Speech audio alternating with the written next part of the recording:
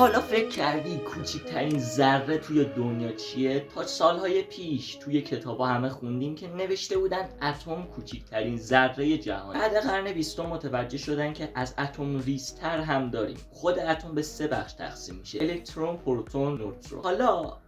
حالا ریزتر چیه؟ اینجاست یکم بحث جالب میشه. از این ریزتر میرسید به کوارک ها که از لحاظ علمی تا الان کوچکترین ذره شناخته شده توی جهانه. حالا قبل از اینکه حوصله‌ات سر بره بهتون بذارید بگم که این یعنی چقدر کوچیک. یعنی انقدر کوچیک که وقتی زوم میکنیم از اون کوچیکتر چیزی نمیبینیم. و برای اینکه باز بهتر متوجه شیم که چقدر کوچیک، باید بگم که نسبت یک انسان به یه دونه کوارک خیلی دورتر از نسبت یک انسان به نسبت کل جهانه. یعنی ما خیلی نزدیکتر اندازمون به کل جهان تا به یه دونه کوارک. حالا متوجه شدی چقدر ریز؟ این از کوارک کوچیک‌تر هم داریم. این دقیقاً اون سوالی بودش که من به خاطرش این ویدیو رو ساختم. از اینجا به بعد دیگه وارد نظریه ها میشیم. علم تا همینجاشو جواب داره. بعد از این ما وارد یه بخشی میشیم که فضا و زمان توی اونجا دیگه معنی نمیدن. یعنی 10 متر به توان منفی 35 انقدر کوچیکه که زمان توش معنی نمیده و همه چی از ریشه های انرژی توش ساخته شده. این ریشه های انرژی ذره به هم دیگه میچسبن و این دیگه کوچیکترین چیزیه. یعنی هر چی دیگه بخوای زوم بکنی دیگه زوم تر نمیشه. البته